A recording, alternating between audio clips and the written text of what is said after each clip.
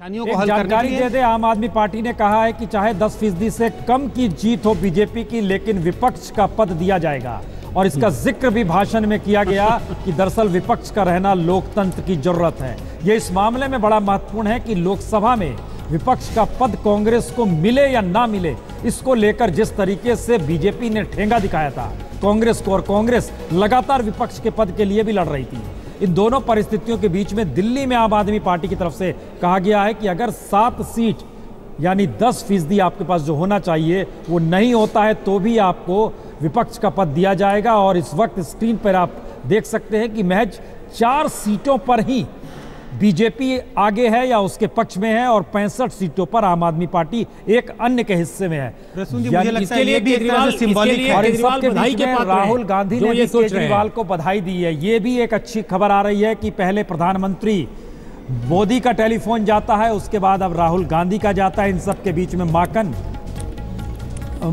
साहब ने भी इससे पहले बधाई दी थी और अपने पद से इस्तीफा देने का जिक्र किया। सतीश उपाध्याय ने भी बधाई दी प्रेस कॉन्फ्रेंस में आके। तो लोकतंत्र का यह भी एक मिजाज है कि जब जीत मिल रही है तो साथ खड़े होना होगा, क्योंकि ये जनादेश है, जनता के द्वारा दिया गया आदेश है और उसके खिलाफ कोई राजनीतिक दल जाने की हिम्मत नहीं दिखाएगा। संजय जी, प्रसून मैं एक लाइन मैं कहना चाहता हूं कि देखिए ये बहुत अच्छा मैसेज है कि केजरीवाल जो है किसी भी तरह के पॉलिटिकल इंटॉलरेंस जो है उसके खिलाफ वो नजर आ रहे हैं। बीजेपी इतनी अच्छी जीती, पूर्ण बहुमत उसको आया, 44 सीट कांग्रेस को आई, वो कांग्रेस मुक्त भारत का नारा लगाती थी, लेकिन जब सत्ता में वो आई तो उसने विपक्ष का नेता पद देने से इनकार कर दिया। मुझे लगता है कि कहीं न कहीं वो बीजेपी से सीख रहे हैं कि भैया जीत तो चाहे जितनी बड़ी जीत हासिल करो, विनम्रता मत छोड़ो, बीजेपी मत बनो, क्योंकि बीजेपी बनोगे तो कहीं आपको मुंह की खानी पड़ेगी। आप दोनों में देखें, जब बीजेपी की जीत होती है और कांग्रेस 44 सीटों पर सिमट के रह जाती है लोकसभा में, वो पहला नारा आता है बीजेपी के कई नेताओं के द्वारा कि हमारी उम्मीद है कांग्रेस मुक्त भारत।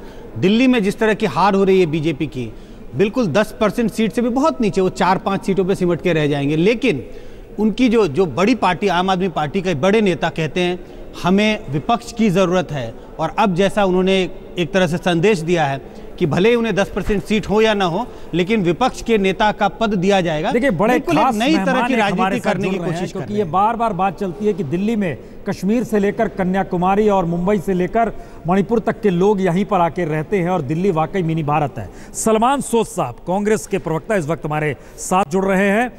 और सलमान सोज साहब, आप चूंकि श्रीनगर से जुड़ रहे हैं, ये एक अच्छी बात है।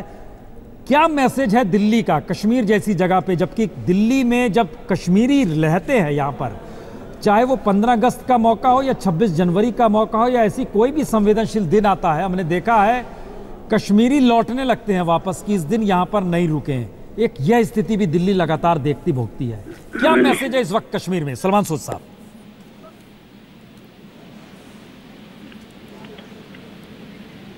हेलो, हाँ सलमान सोज साहब। हेलो जी, हमारी आवाज आ रही है? आप घाटी में मौजूद हैं सलमान सोज साहब, हमारी आवाज आ रही है?